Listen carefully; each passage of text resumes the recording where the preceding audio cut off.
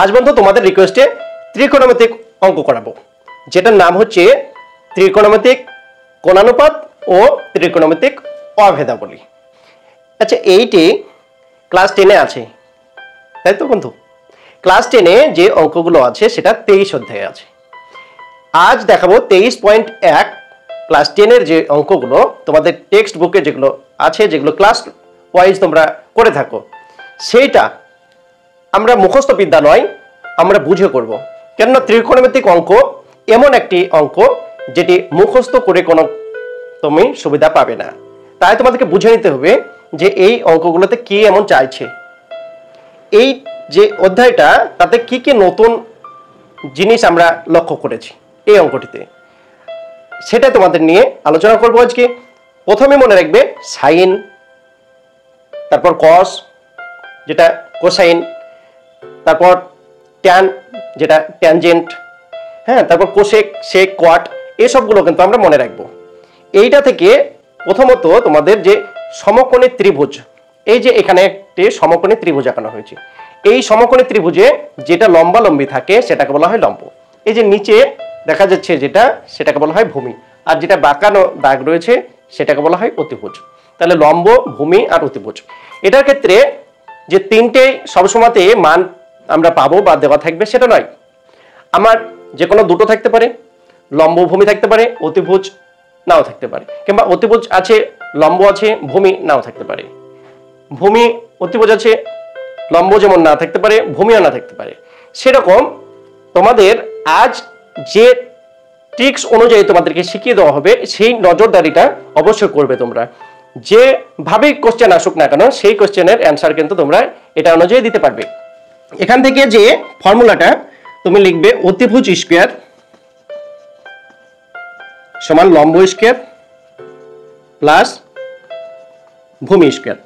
এই যে এইটা থেকে যদি তোমাকে বলা হয় অতিভুজ বের করতে, তাহলে এই যে স্কোয়ারের পরিবর্তে তুমি এইটা রুট ওভার করবে।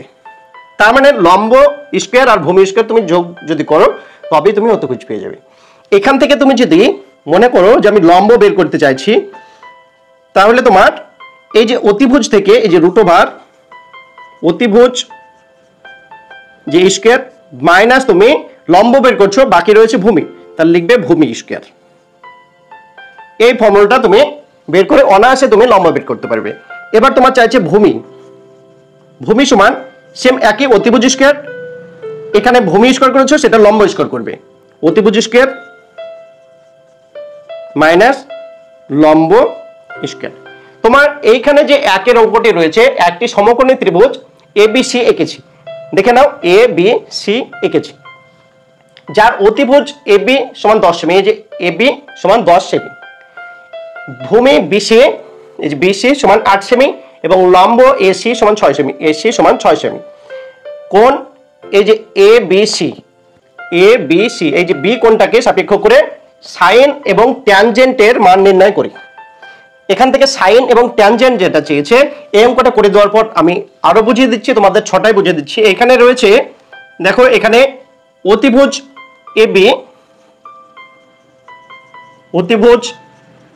AB সমান আছে 10 সেমি, তারপর রয়েছে ভূমি BC সমান 8 সেমি, লম্ব AC সমান 6 সেমি। সব কটার মান আমি পেয়ে গেলাম। এখান থেকে চেয়েছে সাইন এবং ট্যানজেন্ট কোণ ABC। আমি প্রথমে অতএব সাইন কোণ ABC এটা বের করে নিই। সাইন এটা বের করতে গেলে আমাকে এই যে সমকোণী ত্রিভুজের আমাকে জানতে হবে এটা সমান কোণ দুটো আমি পাবো, এই যে লম্ব আর অতিভুজ, এটা সম্পর্ক যেটা করব সেটা হবে সাইন, মানে লম্ব বাই অতিভুজ। লম্ব দেওয়া রয়েছে এই যে AC আর অতিভুজ দেওয়া রয়েছে AB। AC এর মান কত? এই যে AC লম্ব বলতে 6 আর অতিভুজ AB 10। এবার দুটোই যেটা উৎপাদক ভাঙা যাবে, 2 দিয়ে 3 দুগুণ 6, 2 দিয়ে 5 দুগুণ 10 সমান 3/5। এটা পেয়ে গেলাম আমি সাইন কোণ ABC এর মান। এছাড়াও চেয়েছে ট্যানজেন্ট যে কোণ এবিসি তার মান লিখব, এবং ট্যানজেন্ট কোণ এবিসি এর মান। এবার ট্যানজেন্ট মানে আমরা জানবো লম্ব বাই ভূমি। লম্ব মানে জানি এ সি, আর ভূমি বি সি, এই যে বি সি। এইখান থেকে এসি বলতে লম্ব 6 আর ভূমি বিসি 8, 2 এর ঘরের নামতা 3 দুগুণ 6, 4 দুগুণ 8 সমান পেয়ে গেলাম 3/4। আমার এই দুটো অ্যান্সার এখান থেকে চেয়েছে। এবারে অঙ্কটা নেই করে দিলাম একটা অঙ্ক। এই অধ্যায়ে তো আরো অঙ্ক রয়েছে বন্ধু, সেই অঙ্কগুলো আমাদেরকে তো জানতে হবে, করতে হবে। তো আমি এবার তোমাদের ফর্মুলাগুলো পুট করে দেবো, সেই ফর্মুলা অনুযায়ী তোমরা অনায়াসেই অঙ্ক দেখলে নিজে নিজে করতে পারবে। আবারও আমি অঙ্কে আসছি, কিন্তু তোমাদের কয়েকটি আমি ট্রিক্স শিখিয়ে দিই, সেই ট্রিক্সটি একটু লক্ষ্য করো, দেখে নাও।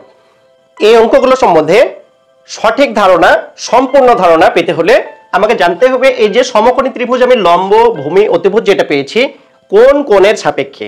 সমকোণী ত্রিভুজ মানে যে ত্রিভুজের একটি কোণ সমকোণ বা 90 ডিগ্রি হয় তাকে আমরা সমকোণী ত্রিভুজ বলি। নিশ্চয় এই ছবিটিতে আমি লক্ষ্য করতে পারছি এ বি সি, তার এই যে বি কোণটি 90 ডিগ্রি, তার মানে সমকোণ। এবার তার মধ্যে যে কোণটি আমি সাপেক্ষ করব, সাপেক্ষ যে নিচের যে সি কোণ, এটা সাপেক্ষ করলে মাথায় রাখতে হবে লম্ব যেটা এবি হবে ভূমি বিসি, আর অতিভুজ এসি যেটা নামকরণ করেছি এ বি সি ত্রিভুজ, সে অনুযায়ী নাম আমি অন্যও করতে পারি, P Q R, x Y Z, ক খ গ, যা খুশি আমি নামকরণ করতে পারি।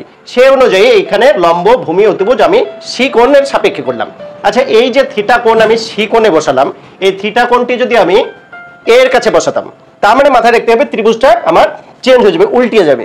সেটা উল্টানো আমি খাতাতে উল্টিয়ে তো করতে পারি না, আমাকে মনে মনে ধরে নিতে হবে যে লম্বটা ভূমিতে আসবে আর ভূমিটা লম্বতে যাবে, অতিভুজের কোনো পরিবর্তন আসবে না। সেই কারণে এই যে এ বি সি নিচের যে ছবিটা আঁকানো হয়েছে সমকোণী ত্রিভুজ, যার থিটা কোণটা এ কোণের কাছে করা হয়েছে, এরকম যদি হয়ে থাকে মাথায় রাখবে এই যে এ বি এটা হয়ে যাবে ভূমি, লম্ব হয়ে যাবে নিচে বিসি, আর অতিভুজটা হয়ে যাবে যেটা ছিল এসি, সেটি অতিভুজ। এবার এটা থেকে আমাকে যে এই ছবিটি থেকে আমি তোমাদের আজ যে 6টি নামকরণ করা হবে, সে নামকরণ হচ্ছে sine S I N E, cosine C O S I N E, tangent T A N G E N T, cosecant C O S E C A N T, আর secant S E C A N T, আর cotangent CO T A N G E N T. এগুলো আমাকে shortcut বলতে short কয়েকটি নামকরণ করা হবে এখান থেকে।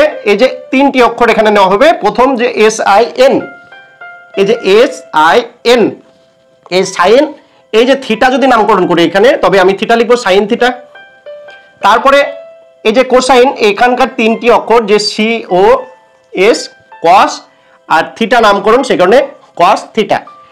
ট্যানজেন্ট, তার এই যে টি এ এন, এই যে টি এ এন যেটা ট্যান থিটা।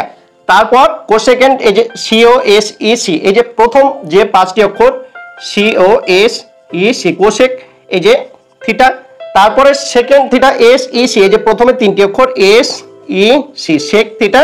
তারপরে রয়েছে cotangent CO t, cot c o t, cot theta. এই নামকরণগুলো আমি করে নিলাম, sine theta, cos theta, tan theta, cosec theta, sec theta এবং কট থিটা।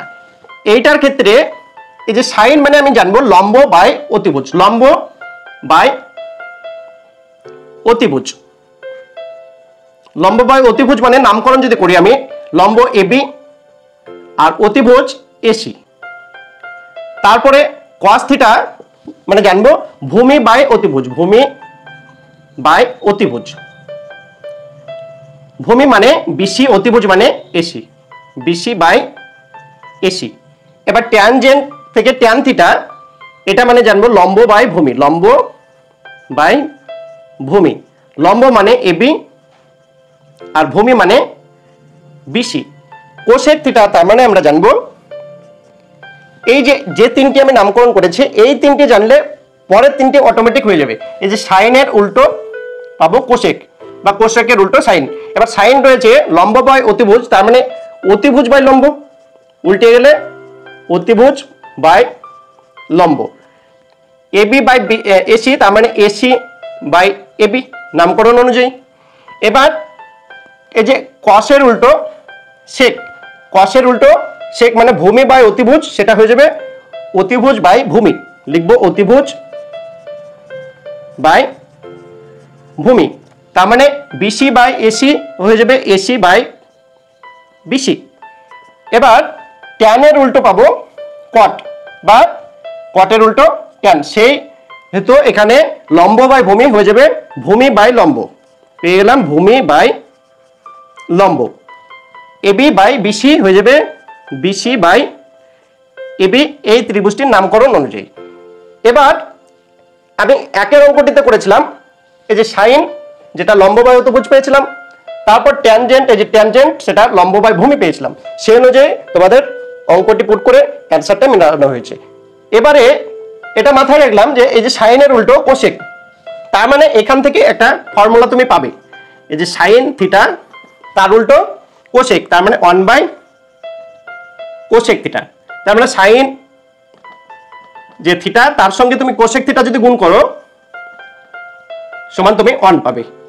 এইভাবেই বাকি উল্টোগুলো তুমি যদি করো সেম এইভাবেই তোমরা 1 এর ফর্মুলাগুলো ওখান থেকে পেয়ে যাবে। এটাই যদি তুমি উল্টো করে লিখো কোসেক থিটা সমান কি পাবে 1 বাই সাইন থিটা, তার মানে cosec theta into sine theta সমান 1 পাবে।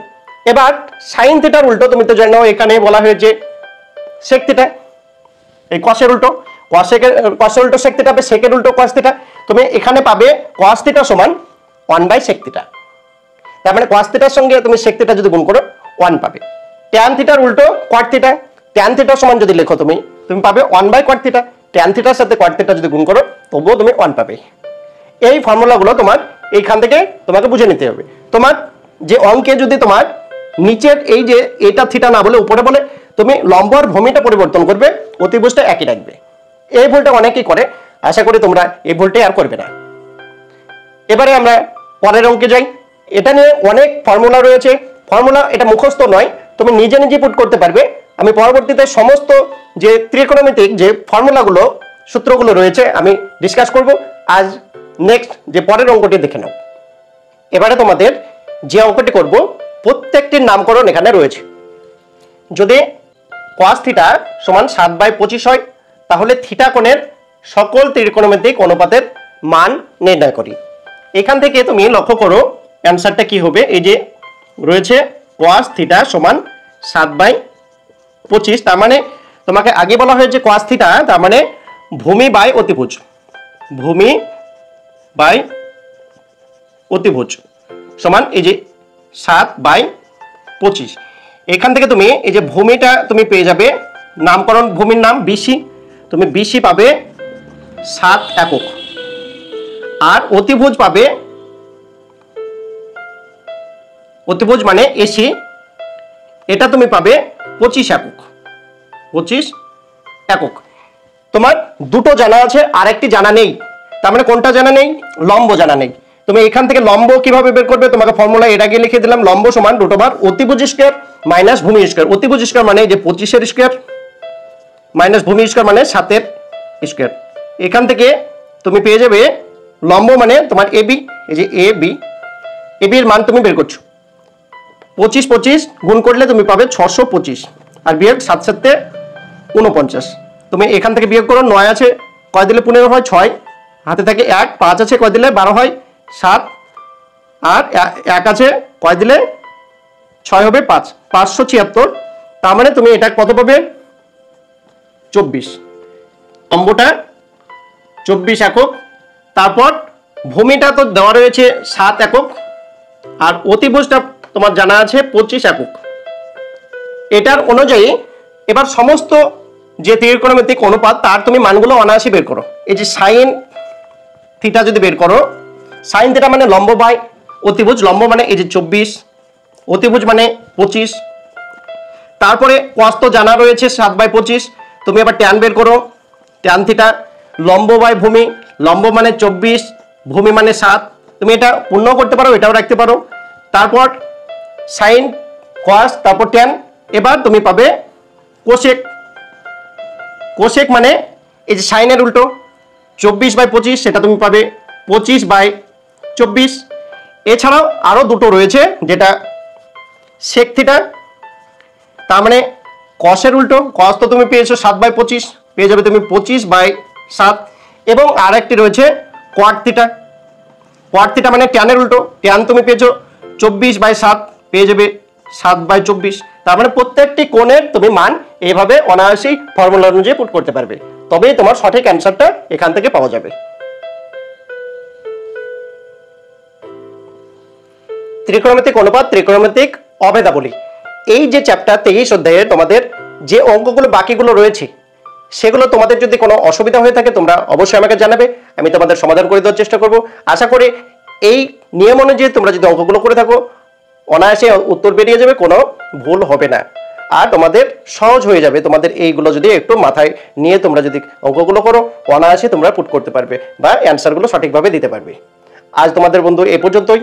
পরবর্তীতে তোমাদের যে সমস্যাগুলো আসবে অবশ্যই আমাকে জানাবে, আমি তোমাদের সাথে আছি। তোমাদের ভালোবাসা পেয়ে আমি আরও মজার মজার ভিডিও দেখাতে উৎসাহী হব। তোমরা বন্ধু অবশ্যই একটা লাইক, কমেন্ট এবং শেয়ার করতে অবশ্যই ভুলবে না। পুরো ভিডিওটি দেখার জন্য অসংখ্য ধন্যবাদ তোমাকে।